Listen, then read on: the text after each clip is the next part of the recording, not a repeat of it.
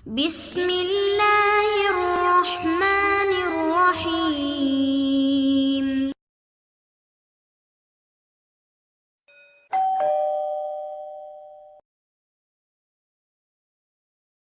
Belakangi persoalan-persoalan manusia saat ini. Kalau kita baca Iqra bismi rabbikal ladzi khalaq, bacalah dengan nama Rabbmu yang telah menciptakan.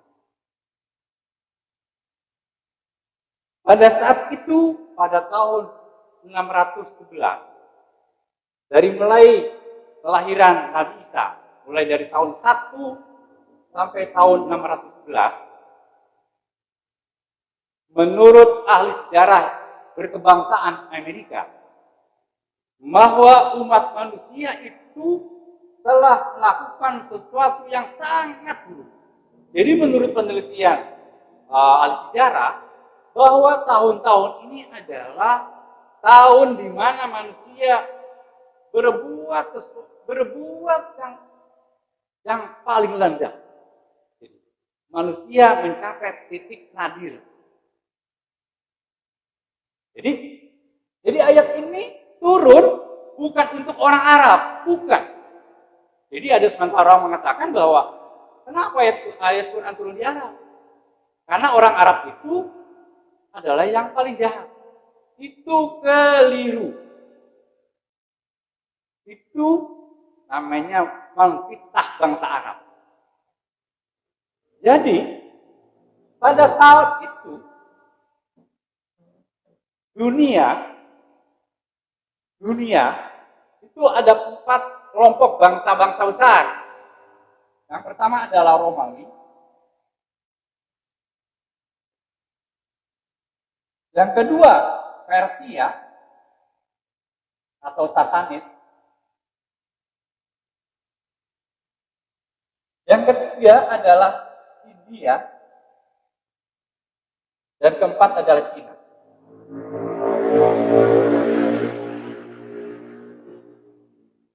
Jadi ini mewakili Eropa,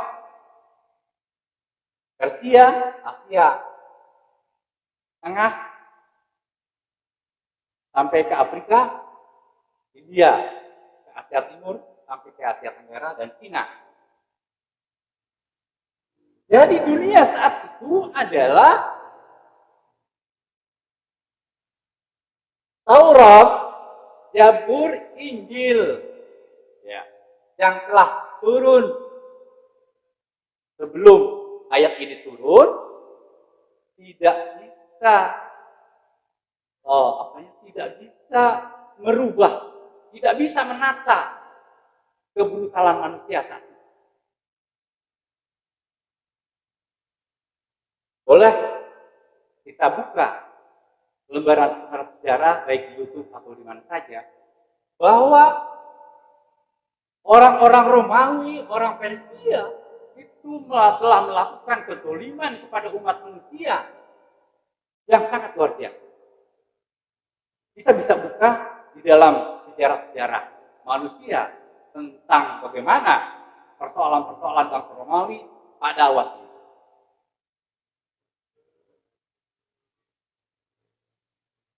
Jadi mereka mengatakan, para raja itu mengatakan bahwa saya mewakili Tuhan. Bangsa Persia juga begitu. Jadi kalau Tuhan mengatakan kepada rakyatnya, maka semua kita itu harus. Yang ketiga, India sama. Dia lebih parah. India itu membuat kasta, yaitu strata manusia. Sampai detik ini tahun 2021 di India masih tetap ada kasta, yaitu satu kasta yang tidak boleh menginjak pada kasta yang lain.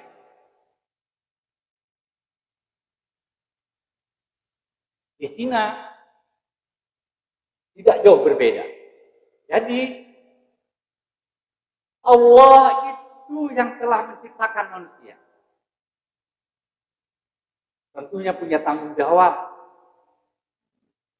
agar manusia itu sendiri berjalan sesuai dengan fitrahnya, Bagaimana memecahkan persoalan-persoalan Indonesia itu sendiri? Karena kitab Injil sudah tidak mampu lagi memberikan kontribusi kepada bangsa saat itu. Saat itu agama Nasrani dipusatkan di Roma. Nah, Allah yang Rahman yang Rahim telah memilih manusia untuk menyelamatkan manusia yang lain, tapi bukan dari daerah sini, bukan dari Romawi, bukan dari Persia, bukan dari maka dipilihlah bangsa yang masih memegang, walaupun terjadi keburukan di negeri Arabia itu, tetapi dia masih pegang prinsip-prinsip ketuhanan, walaupun dia menyembah berhala. Maka Allah memilih Muhammad menjadi juru selamat untuk umat manusia dari mulai saat itu hingga saat ini. Jadi Allah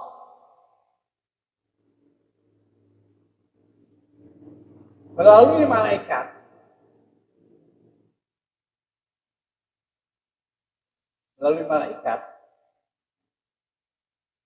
turun kepada Muhammad.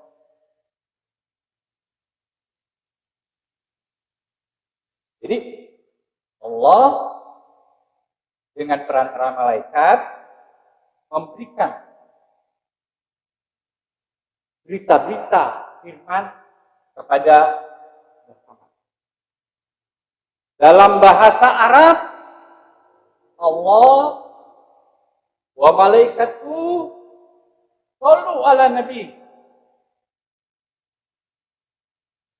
Jadi Allah dengan perantaraan malaikat memberikan satu informasi kepada manusia yang dipilihnya Muhammad untuk menyampaikan pekabaran tentang kejadian apa yang terjadi pada manusia saat itu, yaitu pada tahun 600. Apa? Iqra, baca. Ini. Itu bacalah sesuatu yang belum ada di dalam kitab-kitab sebelumnya. Artinya bahwa kata Iqra itu memang betul-betul dari Allah dan bukan dari Muhammad. Karena Muhammad itu dia tidak berada di situ. Tidak mungkin kata Iqra itu keluar dari Muhammad tanpa pertolongan Allah. Karena Muhammad itu berada di daerah Arab.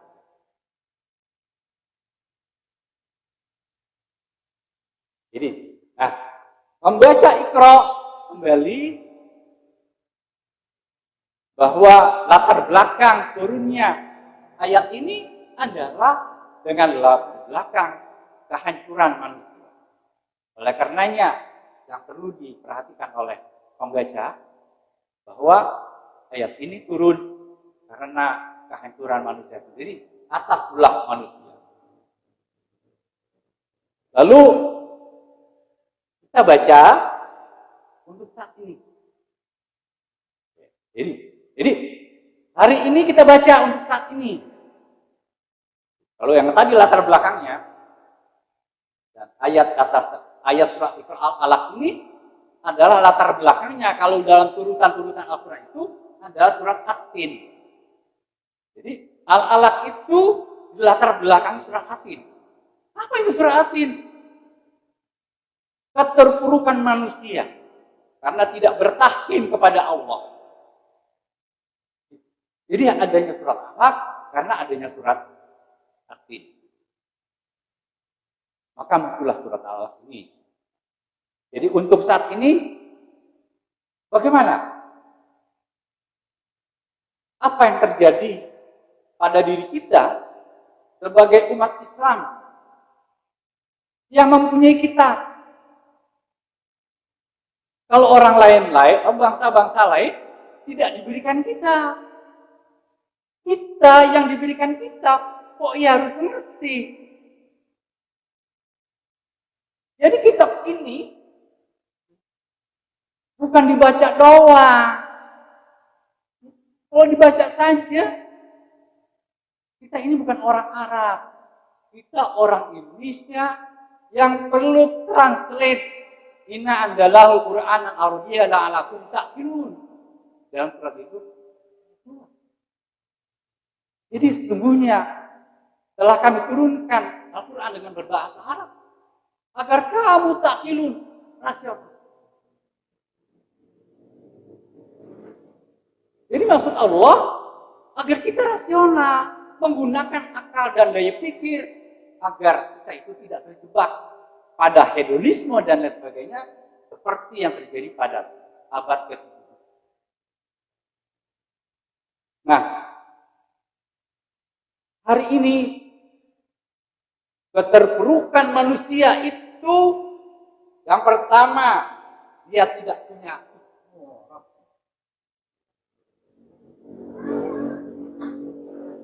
Kenapa saat itu bangsa-bangsa begitu terpuruk, dia tidak ada.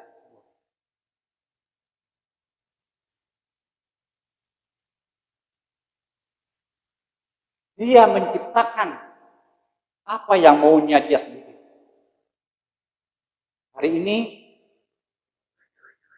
kita membaca Iqra bismi rabbikal ladzi khalaq. Bacalah dengan ismu Rabbmu yang telah menciptakan. Jadi kemampuan manusia yang pertama adalah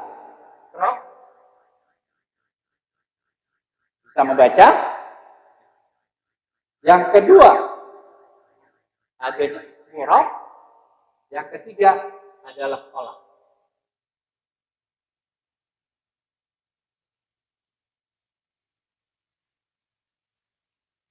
Jadi, yang pertama manusia itu bukan membaca buku, tapi membaca alam, membaca situasi, membaca dan membaca. Itu yang dimaksudkan dengan Iqra. Kemudian, khalaq. Penciptaan. Jadi, kita harus belajar bagaimana Allah telah menciptakan alam raya. Jadi cara-cara orang bertuhan itu adalah dengan memperlihatkan ciptaan Allah, yaitu alam raya. Dan semua yang tumbuh di muka bumi dan semesta langit, langit-langit bintang di langit semesta. Jadi itu cara menumbuhkan adanya Allah dan kemudian ayat yang kedua, khalaqal insana min 'alaq, yang telah menciptakan manusia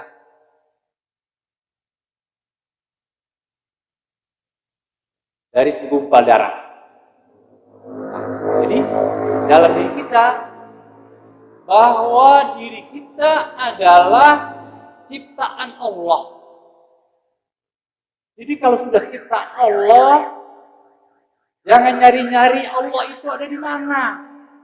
Nggak bisa, nggak sampai. Kok itu ciptaannya. Ya. Jadi tidak usah diperlebar. Allah itu ada di mana, di mana. Ada yang bilang Allah itu nggak ada. Bukan itu persoalannya. Kita tidak bisa.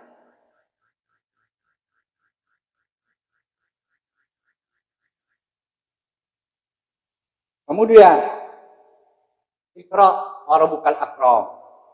Iqra dan Tuhanmu yang Maha Mulia. Yang telah mengajarkan dengan qalam. Alam al-insana malam ya'lam.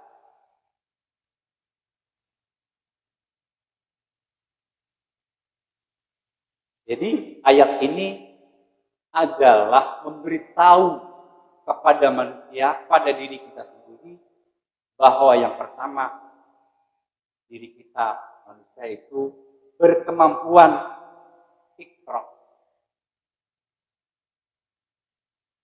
Yang kedua, bahwa kita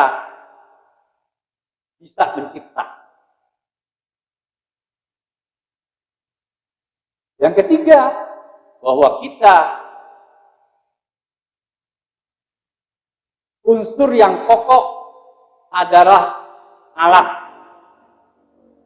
yaitu kolbun atau dan jantung.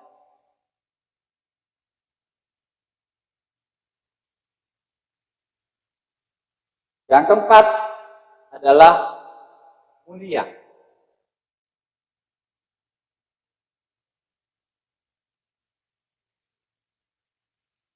Kelima, kolam. Kecerdasan.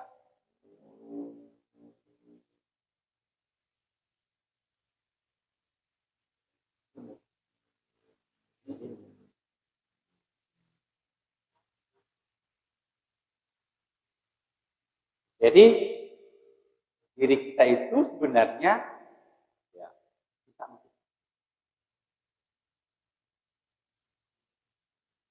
ada kemuliaan, ada kecerdasan, dan ada ilmu. Persoalannya yang terjadi, kenapa kita tidak bisa menciptakan? Itu persoalan yang mendasar orang Islam adalah ayat ini cuma sekedar dibaca, tidak di blow up habis-habisan. Padahal Allah itu yang pertama kali memberi informasi kepada manusia agar kamu bisa menciptakan seperti Allah juga telah bisa menciptakan alam. Maksudnya begitu.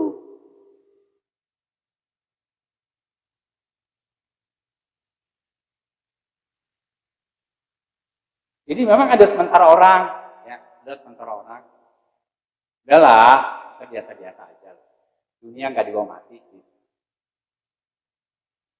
Ya. Jadi kalau itu motivasi seseorang, kalau dunia nggak dibawa mati, lalu dia diam, lalu apa yang kamu lakukan? Mau ke surga? Ya nggak bisa lah.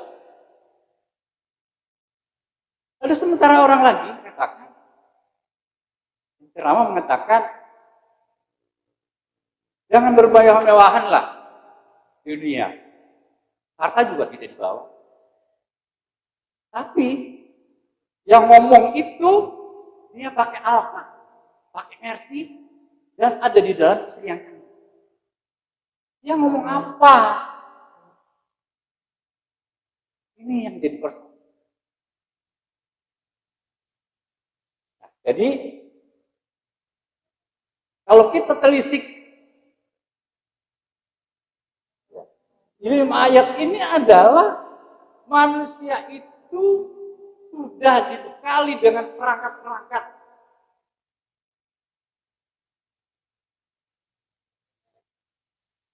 Alat-alat adalah untuk bisa menyaring apakah ada ismu roh dalam diri kita.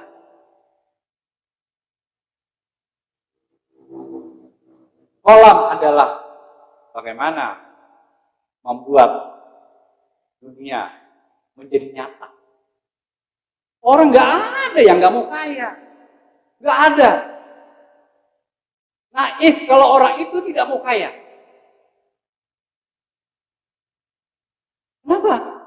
Anak-anak kita itu masih kecil juga udah disekolahin. Begitu. Anak siapa yang nggak sekolah? Nggak ada. Tetap disekolahin. Udah besar kamu mau jadi apa? Mau jadi dokter, jadi insinyur. Mau jadi ini, mau jadi ini, mau jadi presiden. Tapi ketika kita sudah dewasa dan sebagainya, jangan ada lagi kata-kata harta itu nggak usah dibawa mati lah, nggak usah lah. Karena Allah menyukai orang Islam itu yang kuat. Allah tidak menyukai orang Islam yang lemah. Jadi, salah satu benang merah yang dialami oleh bangsa-bangsa yang beragama Islam, yaitu tidak mengoptimalkan dimensi kholak di dalam diri. Ini yang menjadi persoalan-persoalan. Kenapa bangsa Indonesia yang mayoritas itu dia tidak mampu untuk itu.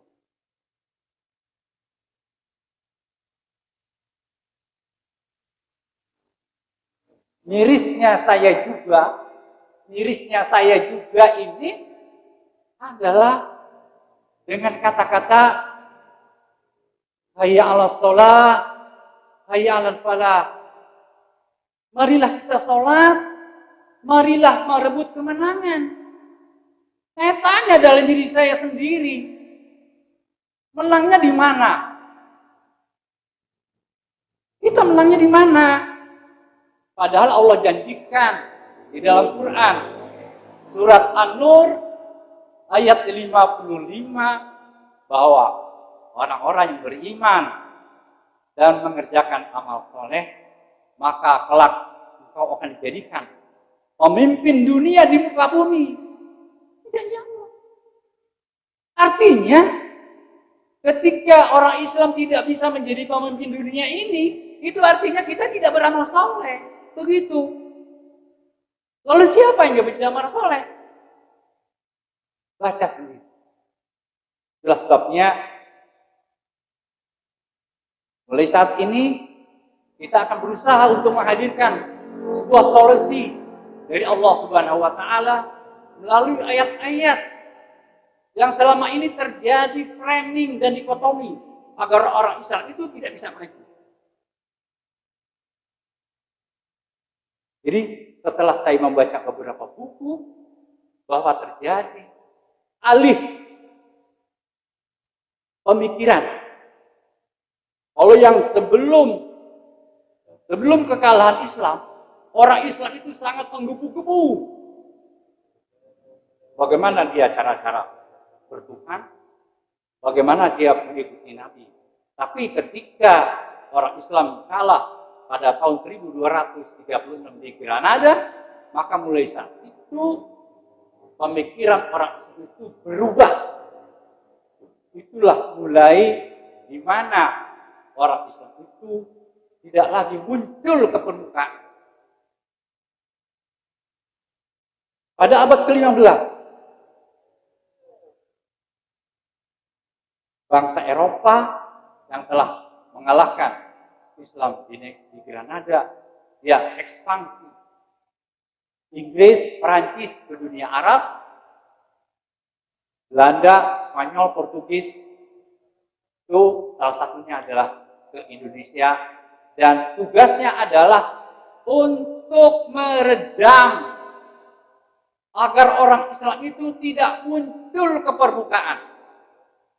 Di Indonesia dikirimkan sebab oleh Gubernur Hindia Belanda, yaitu Syekh Abdul Ghaffar, yang nama aslinya adalah Genuk Odgronya. Tugasnya adalah untuk membungkam seluruh kegiatan-kegiatan orang Islam sendiri untuk mengenal Allah melalui tatanan-tatanan Al-Quran. Cukup zikiran saja. Inilah salah satu kenapa hari ini saya berdiri di sini pada jamaah sekalian. Mudah-mudahan dengan penyampaian awal ini menjadi pembuka untuk kita self knowledge, kenali diri kita melalui Al-Quran. Mudah-mudahan Allah memberikan jalan keluar untuk anak cucu kita dan muslimin ke depan sebagaimana yang kita harapkan. Saya kira itu saja dulu. Saja billahi taufiq wal hidayah. Assalamualaikum warahmatullahi wabarakatuh.